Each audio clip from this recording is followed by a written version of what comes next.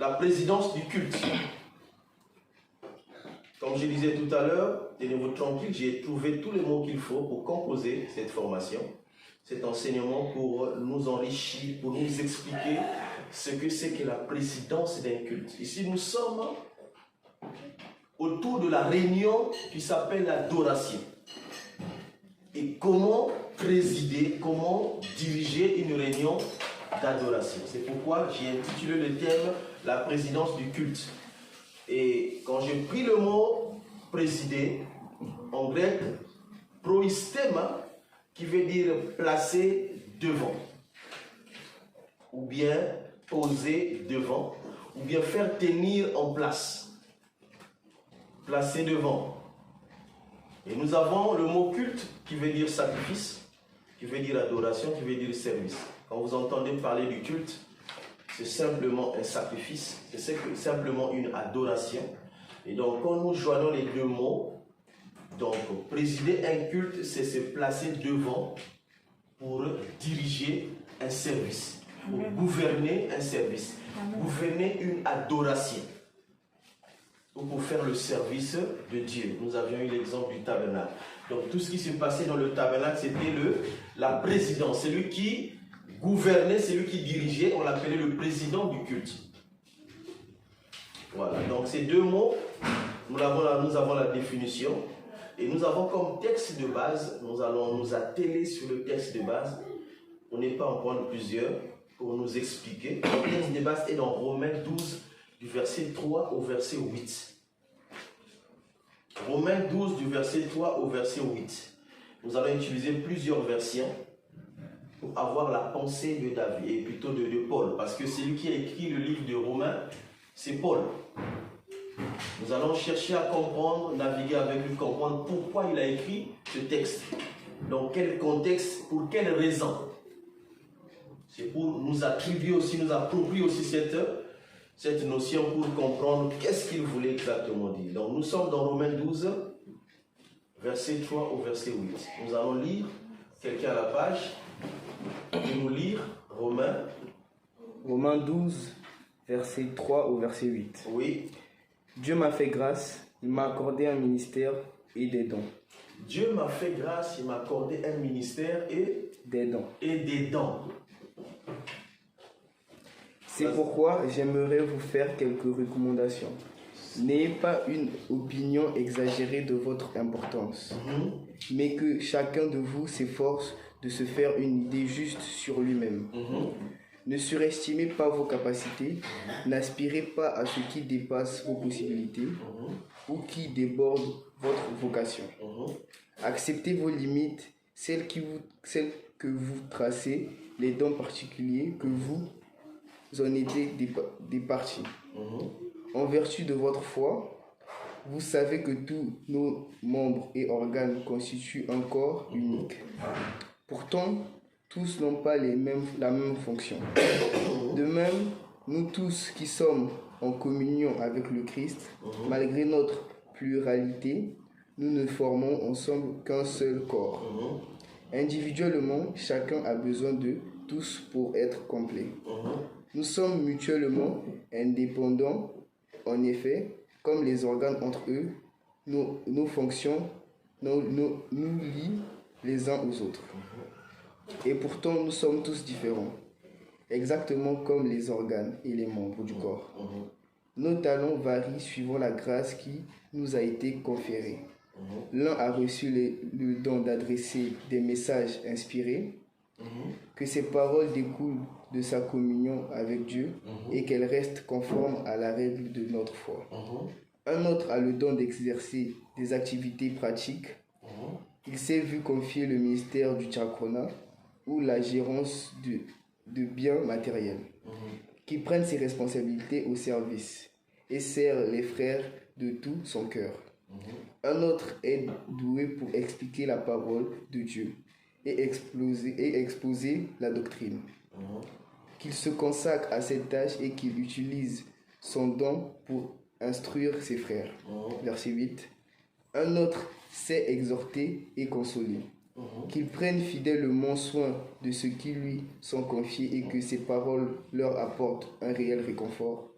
Que celui à qui Dieu a confié ses richesses matérielles en fasse part généreusement. Qu'il donne en toute simplicité, sans calcul ni arrière-pensée.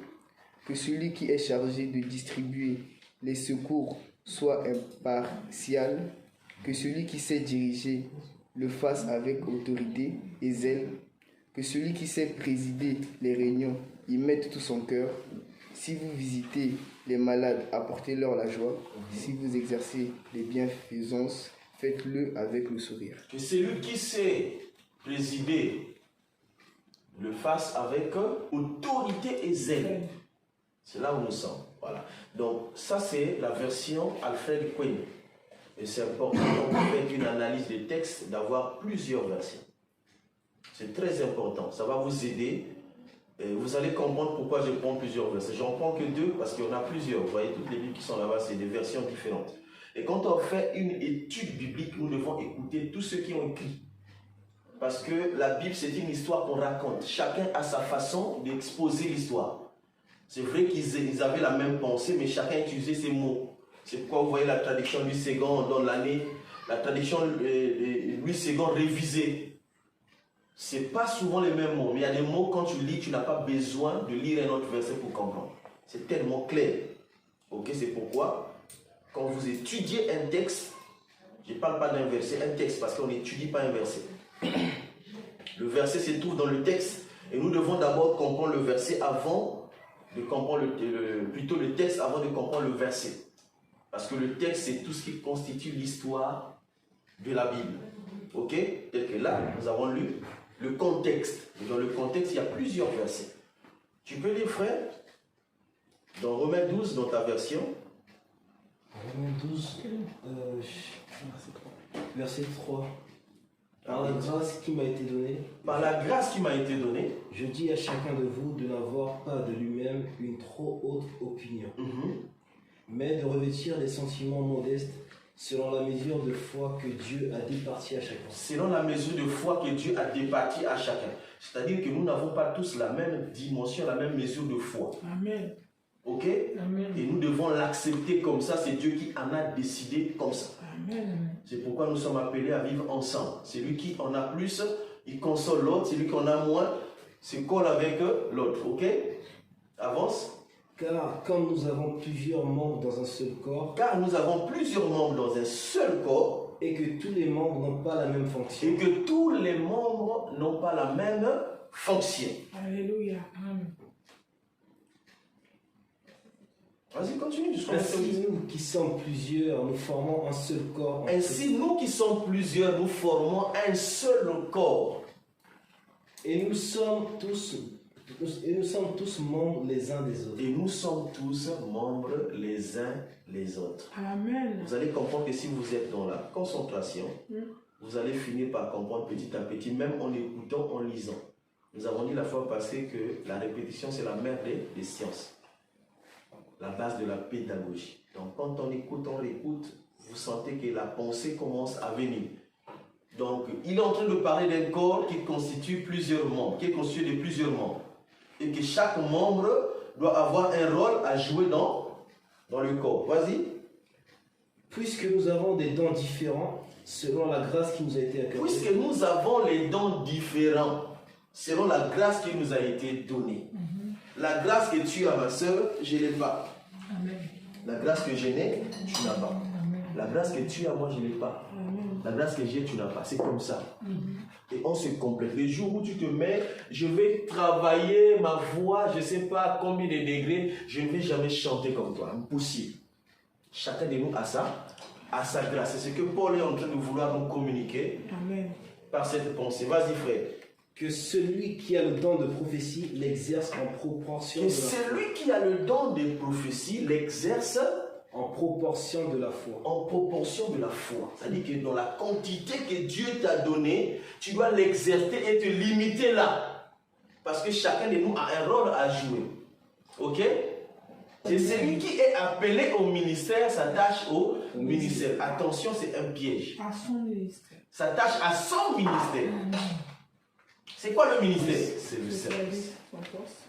Le ministère en grec c'est diakonia, qui veut dire service.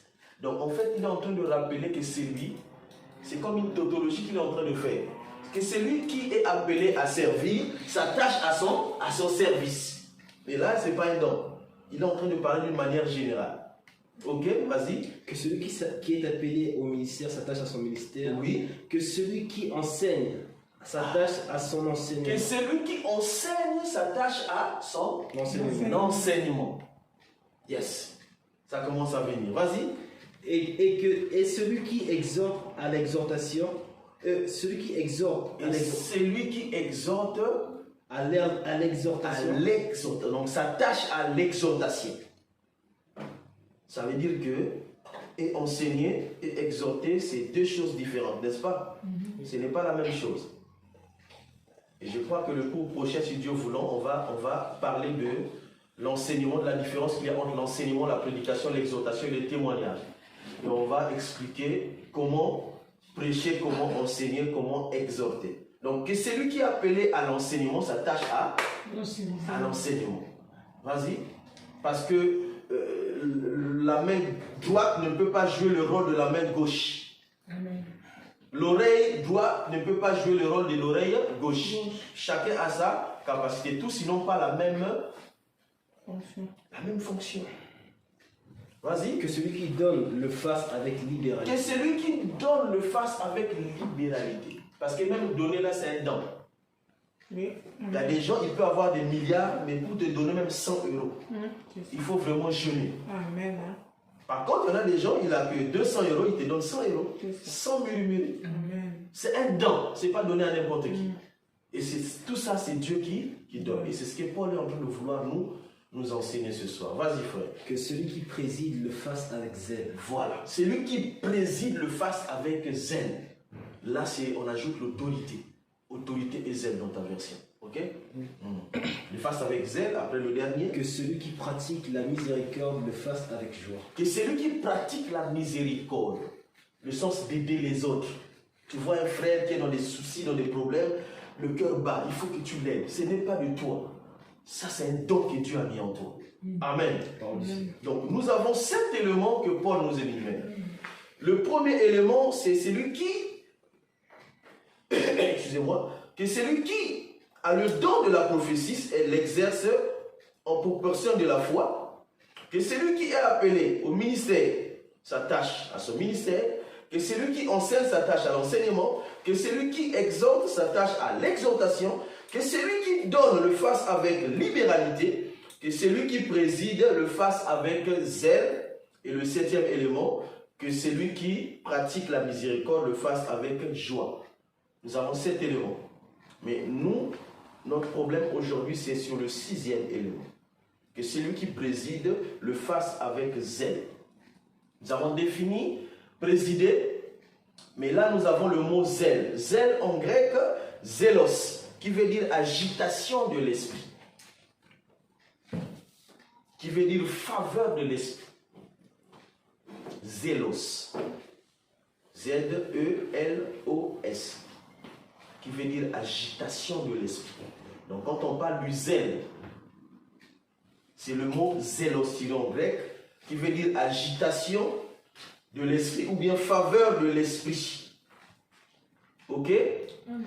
Faveur de l'esprit. Donc celui qui est posé devant, si nous pouvons maintenant expliquer la pensée de Paul sur le thème, on peut dire que celui qui est posé devant, parce que nous avons dit que présider un culte, c'est poser devant pour le service. Donc on peut dire que celui qui est posé devant pour le service, le fasse avec agitation de l'esprit ou avec faveur de l'esprit. C'est comme ça que je constitue moi le message. Et dès que j'ai la clé des mots, facilement je peux développer mon message. Et je peux comprendre dès l'introduction en décortiquant les mots qui sont parfois difficiles à comprendre. Donc là, nous comprenons que le thème, on peut même le changer de forme. On peut dire poser, notre thème, on peut dire poser devant pour le service. Présider veut dire poser devant. Ok? posés devant pour le service. Et ce n'est pas n'importe quelle réunion, mais c'est le culte, c'est l'adoration, c'est le service, c'est le travail de Dieu. Ok? Est-ce que ça va jusque-là? Oui. Oui. Voilà. Maintenant, nous allons, notre préoccupation ce soir, c'est quoi? C'est de comprendre la pensée exacte de Paul. Qu'est-ce que Paul voulait dire aux Romains exactement? Qu'est-ce qu'il voulait communiquer aux Romains? Revenons un peu en arrière. Nous allons comprendre par un texte. Vous allez noter les textes, mais je vais vous expliquer. Vous allez lire à la maison. Le texte est dans Exode 18, du verset 13 au verset 27. Exode 18, du verset 13 au verset 27. C'est le beau-père de Moïse qui va visiter Moïse avec sa femme, Séphora, et ses 2 enfants. Amen. Et quand nous revenons dans notre texte, nous comprenons que Paul aussi voulait enseigner aux Romains dans l'église, certainement, parce qu'on ne nous montre pas le problème qui a poussé à Paul de parler, mais déjà, comprenons sa façon d'exposer. Nous comprenons qu'il y avait un problème de leadership, il y avait un problème des éléments qui devaient travailler. Peut-être qu'il y avait des paresseux dans l'église. Peut-être qu'il y avait des gens qui avaient des dons qu'ils voyaient, mais qui ne l'exerçaient pas en faveur de l'église. Et donc, il va passer par cette écriture pour essayer un peu de réveiller la conscience des hommes et des femmes. Amen. Amen. Donc, il passe par le corps. Et j'ai aimé bien son exposé parce que c'est facile à comprendre, le corps. Et comme notre maître Jésus, il passait toujours par les paraboles qui étaient concrètes pour nous expliquer les choses qui étaient inaccessibles par le corps, par le moyen de la vue. Il passe par le corps, il explique le corps à plusieurs membres. Chaque membre a un rôle à jouer. Amen. Amen. Voilà, donc c'est des points que je suis en train d'énumérer pour comprendre que tout ce qu'il est en train de dire, il est en train de parler de l'Église. De l'Église. L'Église est un corps, d'où la tête c'est Jésus.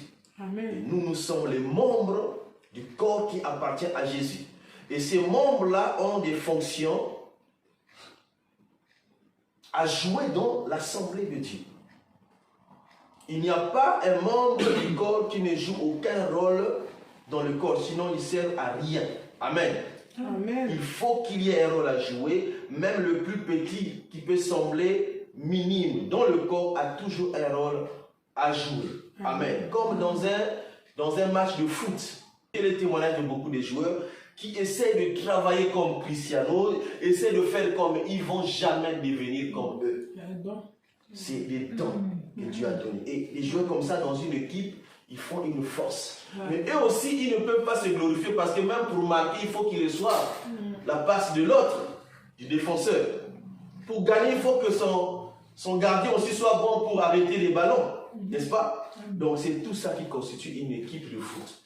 Et Paul est en train de nous énumérer cela pour que nous puissions comprendre que nous sommes comme dans une équipe de foot et que chacun de nous a un rôle à jouer. Amen. Donc dans l'église, nous devons découvrir les dons de chacun dans le service. Paul est en train de vouloir renouveler ou restaurer un peu la pensée de chacun parce qu'il y a beaucoup de chrétiens qui viennent à l'église, parfois qui se sous-estiment, qui pensent qu'ils viennent seulement s'asseoir, écouter celui qui prêche et puis rentrent chez eux et tous les jours c'est comme ça. Ils ne savent pas qu'ils sont venus parce que Dieu a besoin de mettre à la disposition des autres le don, les talents qu'il a mis en lui.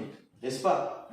Donc, tant que Moïse n'avait pas associé les 70 anciens pour travailler avec lui, ce n'était pas facile la charge pour lui. N'est-ce pas? Et vous voyez là, la suite du temps, quand il a associé les 70, il était tranquille. Donc, c'est pourquoi le conseil de Paul est capital pour l'assemblée de Dieu. Je suis en train de parler à un pasteur, je suis en train de parler à un évangéliste, je suis en train de parler à un apôtre, je suis en train de parler à un docteur, qu'on ne peut pas tout seul faire le service de Dieu. Amen. Amen. On ne peut pas. Est-ce que nous pouvons lire 1 Corinthiens chapitre 12, du verset 4 au verset 20? On va être un peu plus rapide. Il y a diversité de dons. Il y a diversité de dons. mais le même esprit. Mais le même esprit. Diversité de ministères, Diversité de ministères diaconiques. Ce que nous avons dit dans ce qu'il a dit dans le point qu'il a souligné au point 5.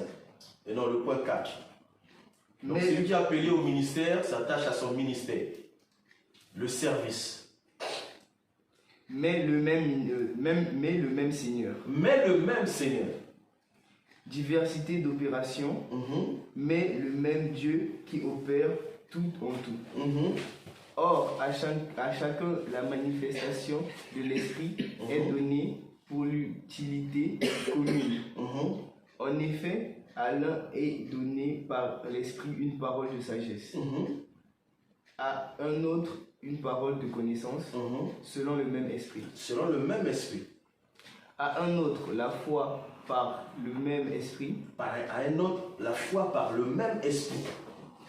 À un autre, le don des guérisons. À un autre, le don de guérison. Par le même Esprit. À un autre, le don d'opérer des miracles. À un autre, la prophétie. À un autre, le discernement des esprits. À un autre, la diversité des langues. À un autre, l'interprétation des langues. Un seul et même esprit opère toutes ces choses. Amen. Je peux t'arrêter là. Donc, Paul, toujours dans 1 Corinthiens chapitre 12, du verset 4 jusqu'au verset 20, vous pouvez lire à la maison, nous signifie la même pensée qu'il a énumérée dans Romains 12. C'est le même esprit qui communique la grâce que chacun de nous a reçue.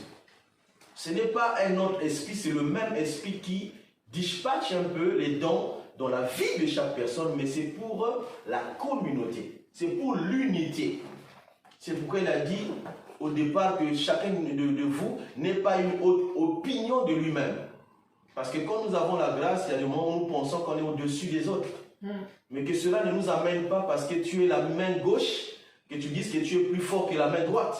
Amen. C'est une grâce. Sans la main droite, tu ne peux pas faire autre chose. Amen. Il faut qu'il ait la main droite pour t'aider à faire quelque chose. Tu dis tombe du côté droit, c'est lui qui va te soutenir. Amen.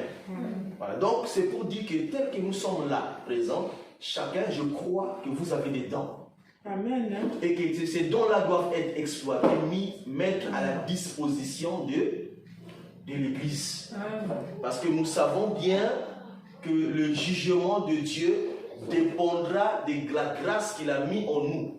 Ou des grâces, parce qu'on peut avoir une grâce, on peut en avoir plusieurs, ça dépend de ce que Dieu, ça c'est le bon vouloir de Dieu.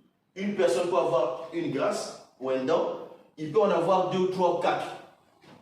Amen. Amen. Et nous savons que notre jugement dépend, selon le livre de Matthieu 25, verset 13 à 46. On nous parle des talents. Dieu est venu, un maître de la maison, pour partir en voyage, a laissé 5 talents à un serviteur, a laissé 2 talents à un autre serviteur, a laissé 1 talent à un autre serviteur. Le but, c'était qu'il développe ses talents, qu'il multiplie ses talents, afin que de son retour, qu'il retrouve le travail, le fruit du travail qu'ils ont fait par rapport aux talents qu'il leur avait laissés. Mais curieusement, bizarrement, il est revenu, il a trouvé que celui qui avait laissé 5 avait multiplié, il en avait 10. Celui qui avait 2 a multiplié, ils en avaient 4. Mais celui qui avait reçu 1 talent l'avait caché. Et celui-là, son sort était l'enfer. Et nous allons être jugés à base de ça. Ce n'est pas pour nous faire peur, mais juste pour nous rappeler que le don que Dieu a mis en nous, c'est pour le service de l'Église. Amen. Donc, présider un culte, c'est se mettre devant pour mettre à la disposition des frères les talents que Dieu a mis en nous. Amen. Est-ce que nous avons compris ça? Alléluia. C'est cela exactement. Maintenant, nous allons prendre quelques points pour la bonne présidence d'un culte. Ça va devenir plus intéressant. Amen. Quelques points pour la bonne présidence d'un culte. Comment, quand on dit, oh, ce culte a été bon, nous avons été bien nourris. Nous étions bien du début jusqu'à la fin du culte, en tout cas, on était posé, on était tranquille. Vous lisez l'atmosphère, vous dites oui, vous vous retrouvez. Amen. Quelques points pour la bonne présidence. Déjà, le président du culte, le conducteur du culte, c'est celui qui préside le culte, il est le berger. Pendant qu'il préside le culte, c'est lui le berger. Ça, c'est très important. Ça va nous rappeler ce que nous sommes pour ne pas nous laisser faire pendant que nous sommes en plein service. Quand nous conduisons une réunion d'adoration, nous sommes bergers en ce moment-là. Amen. Même le pasteur assis dans la salle devient comme pour toi une brebis. Ça veut dire qu'il n'a pas des ordres à donner parce que c'est toi qui es le maître du culte. Après Jésus, c'est toi, pendant que tu diriges un culte. Amen. Amen. Donc, autant que celui qui préside, tu es le berger. Amen. Ok? Durant toute la réunion, tu es le chef du culte. C'est toi qui diriges, c'est toi qui coordonne, c'est toi qui donne les ordres en ce moment. Le président du culte doit respecter le timing, sur le temps. C'est très important. Le temps. C'est souvent ma femme qui me fait cette reproche-là. Je crois que par ce cours-là, tous nous allons en tirer les conclusions. Ça veut dire que respecter le temps. Si nous disons que le culte commence de 12h à 13h30, nous devons le respecter. Et la seule personne à respecter, c'est le modérateur, le président du culte. Amen. Amen. Ça veut dire que avant 12h, tu as ta place, tu coordonnes, tu sais que les chants, tu leur donnes. Pour chanter, il faut que tu leur donnes l'espace. Ils vont chanter, tu peux les arrêter. Quand tu trouves que le temps est avancé, et tu peux les redonner la parole pour chanter, c'est toi qui introduis l'enseignant du jour. Donc, tout est dans le timing, le programme. Personne ne peut influencer le président du culte. Au contraire, c'est lui qui influence. Après la réunion, tu es comme tout le monde. Mais pendant que tu présides, tu es agité par l'esprit. C'est ça la définition du zèle, n'est-ce pas? Du zèle, du mot zèle. C'est ça. Agité par l'esprit. Amen. Tu es dirigé par le Saint-Esprit. Et pendant que tu fais le service de Dieu, plus personne ne peut t'orienter, c'est à toi de donner les orientations. Alléluia. Amen. Ne pas déborder sous prétexte du Saint-Esprit. C'est souvent ce qui se passe. Ouais. Si on a arrêté le temps de 12h à 13h30, c'est qui nous a communiqué ces horaires-là? C'est le Saint-Esprit. C'est le même. Ça veut dire que quand nous travaillons dans l'espace de ces horaires-là, ça veut dire que c'est le Saint-Esprit qui nous a communiqué cela. Et si nous les respectons, et nous sommes en accord avec le Saint-Esprit. Pourquoi on ne va pas commencer à 6h du matin? Si le Saint-Esprit peut déborder. Pourquoi on ne va pas commencer à 7h? Pourquoi on commence au temps normal, mais c'est pour terminer où il faut déborder? Quelque chose ne cloche pas, n'est-ce pas? Nous devons respecter. Je suis bon de finir même avant. Amen. Pour laisser les gens dans le soir. Il faut toujours avoir cette habitude. Amen. Amen. Laisser les gens dans le soir. C'est ça. On ne va pas tout dire en un jour. Même en 10 jours, on ne peut pas tout dire. Le prédicateur a parlé, il a parlé, tu lui donnes, tu communiques avec le prédicateur, tu as 35 minutes. Moi, c'est l'éducation que j'ai reçue dans la prédication. Nous n'avons que 35 minutes. Et quand nous avons 1 heure, c'est y compris le service. Le service, c'est la délivrance. Parce qu'il y a des cultes où, parfois, on peut passer automatiquement à la délivrance. L'esprit communiqué, voilà la délivrance. Nous avons, voilà pourquoi on met maximum 1 heure. Mais s'il n'y a pas le service, tu as 35 minutes, parfois 30 minutes, tu as fini ton message. Parce que, imaginez-vous, chaque programme, après, chacun de nous a un rendez-vous. A un programme aussi en dehors du culte. Alors, ce qui se passe aujourd'hui, c'est quoi? Nous gardons les gens pendant plus de 2 heures, plus de 3 heures du matin, alors que les gens sont venus pour respecter les horaires du culte. Amen. Ça, c'est un point. Le timing, c'est très important. Notez ça. Il y a beaucoup de choses à dire là-dessus. Respecter le temps. Quand le prédicateur atteint 5 minutes avant, tu n'as pas à renvoyer les papiers. Dès que tu te mets debout, il sait que son temps est arrivé. Et il doit arrêter pour te remettre la place. Parce que si la faute c'est à qui? Ce n'est pas au prédicateur. La faute est au président du culte. Parce que c'est lui qui dirige le culte. Un autre point, n'est pas abuser de son autorité envers les gens pendant que tu présides. On se laisse guider par le Saint-Esprit. On n'abuse pas de son autorité parce que nous sommes devant. Parce que tous ceux qui viennent à l'église ne sont pas inférieurs à toi. Dieu t'a choisi par la grâce de diriger en ce moment-là. Ça ne veut pas dire que tu es supérieur aux autres. Tu dois devoir du respect à tous ceux qui sont dans le service. C'est-à-dire, retenez bien, tu ne dois pas garder les gens debout pendant plusieurs temps. Pendant longtemps debout. C'est abuser de l'autorité. Tu ne dois pas imposer les gens de se mettre debout sans le consentement de la personne. Parce que lui aussi, il a le Saint-Esprit. Amen. Si le Saint-Esprit ne l'a pas convaincu de se mettre debout, ce n'est pas à toi de le faire. Amen. Toi, fais ton service et laisse-le faire. Nous avons vu dans les cultes où tu n'as pas demandé à une personne de sauter, la personne d'elle-même, elle commence à sauter, à crier. Ça, c'est la mouvance du Saint-Esprit. On a vu les gens rouler par terre, tu n'as pas demandé de rouler, ils roulent par terre. Amen. Sinon, on restreint un problème dans l'assemblée locale et sans tenir compte que le corps aussi a ses limites. On lui dit que l'esprit est disposé, mais le corps est faible. L'esprit ne se fatigue pas. Quelqu'un a des gens malades à l'église, ils sont venus, mais il veut s'asseoir pour se reposer. Il faut qu'il soit debout pendant 15 minutes, 20 minutes, 30 minutes, c'est beaucoup pour le corps. Nous devons le noter, c'est très, très, très important. Et nous ne devons pas faire le travail des autres aussi à la place. C'est-à-dire que les chantres ont leur service, le protocole ont leur service. Ce n'est pas parce que tu modèles que tu dois faire le travail du protocole. Ce n'est pas parce que tu es à la modération que tu vas faire le travail des chantres. Toutefois, quand tu as besoin, tu dois demander au responsable ou au service concerné de faire son travail.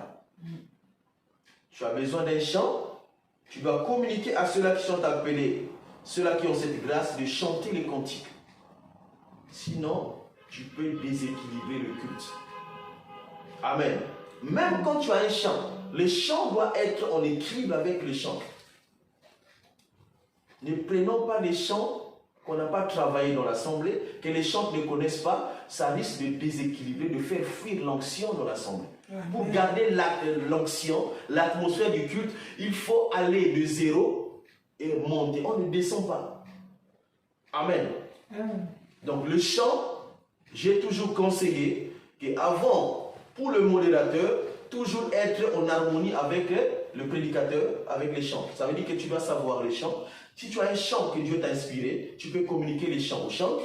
Ils le travaillent comme ça. Pendant le culte, tu peux leur demander de chanter le cantique. Ils vont le chanter proprement. Parce que l'Esprit du Saint ne viendra jamais jouer à la guitare, ne viendra jamais jouer au piano. L'Esprit Saint agit à base de l'intelligence qu'il nous a donnée. C'est pourquoi Christ est venu donner l'enseignement et l'Esprit Saint est venu après l'enseignement pour éclairer ce que nous avons déjà. Donc on doit d'abord être formé sur le chant avant de faire travailler le Saint-Esprit sur le chant. Est-ce que nous sommes d'accord? Voilà. Donc être en harmonie avec les autres, pour ne pas faire le travail des autres. Être en harmonie, c'est aussi respecter le thème du jour. C'est-à-dire que tu sais que tu es le responsable de la modération aujourd'hui. Tu dois être en harmonie avec ton prédicateur ou ton enseignant. Tu dois obligatoirement savoir son thème du jour. C'est à base de son thème que tu peux bien naviguer pour garder les gens dans la même atmosphère. Parce que le but de la modération, c'est quoi? C'est amener les gens jusqu'à l'enseignement. Amen. C'est amener les gens jusqu'à celui qui va prêcher, ou celui qui va exhorter, ou celui qui va enseigner. Donc tu prends la responsabilité de prendre tout le peuple pour les amener jusqu'à l'enseignement.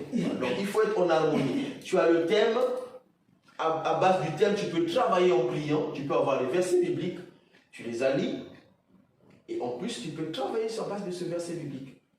Et pendant que tu vas modérer, tu vas conduire le culte, il n'y aura pas de quoi que quand l'enseignant viendra après toi pour prêcher. C'est-à-dire que vous allez être ensemble.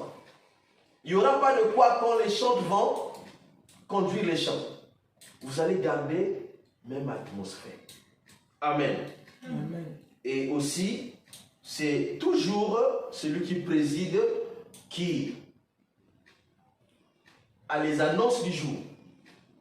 C'est-à-dire que celui qui a une annonce, on doit publier cela dans l'assemblée pour éviter le désordre.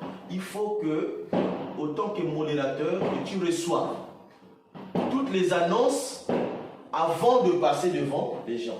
Pour éviter toujours de temps en temps le passage des bouts de papier. Ça crée de la distraction.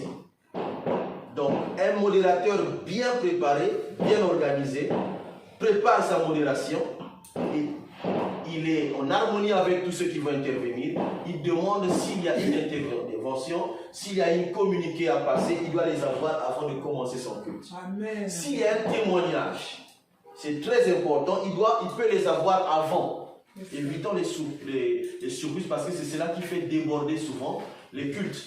Le but, c'est qu'on puisse corriger un peu les erreurs que nous avons commises dans le passé pour rendre un culte agréable à Dieu. Amen. Amen. Amen. Amen. Alors, nous allons prendre un exemple pour clôturer. Est-ce que ça va d'abord? Oui. Est-ce que nous avons compris? Nous allons prendre un exemple pour conclure. Matthieu chapitre 3, nous allons noter et je vais expliquer ce verset. On ne va pas le lire. Matthieu chapitre 3, verset 13 à 17. Jean 1, verset 27, 6. Jean 1, verset 26. Présidence type de l'Église. Ou dans la Bible. Parce qu'on peut vous demander, présider un culte, donne un exemple dans la Bible de celui ou celle qui a présidé le culte. Nous avons l'exemple de Jean-Baptiste et Jésus. Donc le rôle d'un modérateur, d'un président du culte, c'est de préparer le peuple de Dieu à écouter la parole de Dieu. Amen. C'est très important de le souligner. C'est pourquoi nous devons être en harmonie. En harmonie. C'est Jésus qui est le centre de tout ce que nous communiquons au peuple de Dieu. Il n'y a pas autre chose. On ne parle pas des hommes, on ne reste pas, on ne s'attarde pas à parler des histoires des gens, mais on parle de Jésus. Parce que imaginez-vous, tous ceux qui viennent, ils ont des problèmes, ils ont reçu des coups durant toute la semaine, durant tous les mois, ils viennent pour se retrouver. Nous sommes une ville de refuge. Quand la modération est mal présentée, même celui qui vient prêcher, si ça n'a pas été bien préparé, la prédication n'aura pas sa place dans les cœurs. C'est pourquoi on parle de zèle. Amen. Amen. Il faut avoir de zèle, il faut être guidé par le Saint-Esprit. Et nous pouvons énumérer. Quand j'ai commencé la modération, même aujourd'hui, il y a des moments où parce que nous oublions que même écrire, c'est lui qui est habité par le Saint-Esprit. Même quand il écrit, c'est le Saint-Esprit qui écrit à sa place. C'est-à-dire que tu peux te faire un bout de papier, tu commences, action de grâce, je vais amener le peuple de Dieu à rendre grâce à Dieu. C'est la première des choses. Dire merci au monde. Tu trouves les mots et tu cherches un verset biblique qui accompagne l'action de grâce. Il y en a beaucoup. Dans la concordance biblique, tu cliques. Aujourd'hui, nous avons Google. Tu cliques, tu dis rendre grâce, virgule, verset. Tu cliques, on va te donner tous les versets qui parlent de là. Et tu choisis un verset qui concorde avec ton service. Alléluia. Tu le places, dis voilà, c'est ce verset que je vais donner au peuple de Dieu quand je vais donner la première partie de prière. Et tu vas plus loin, tu demandes l'adoration par exemple. Nous allons adorer l'Éternel, nous voulons rentrer l'adoration. Tu trouves, tu vas chercher, tu vas tomber dans par exemple Jean 4. Que ceux qui l'adorent en esprit et en vérité. Et tu t'arrêtes là, tu l'écris. C'est ce verset que tu vas donner au peuple de Dieu. Amen. Et tu viens jusqu'à introduire l'homme de Dieu qui va prêcher. Tu trouves un verset, nous avons par exemple Jean 1:1. La servante l'a dit le dimanche passé. Au commencement était la parole. La parole était avec Dieu. Et la parole était Dieu. Et cette parole s'est faite chair. Et nous voulons l'écouter ce matin. Parce que cette parole, c'est elle qui donne la vie. Nous avons écouté beaucoup de gens, nous avons écouté des choses, mais en tout cas, la parole de Dieu, c'est celle qui délivre. Et nous voulons l'écouter. Tu fais rentrer les gens dans le bain de la parole. Tu prépares les cœurs des gens pour écouter la parole de Dieu. Ok? Tu prépares les cœurs. Donc notre travail, le travail d'un modérateur, d'un président de culte, c'est de préparer les cœurs. Comme Jean-Baptiste a préparé les cœurs afin de présenter le vrai, qui est la parole de Dieu. Amen.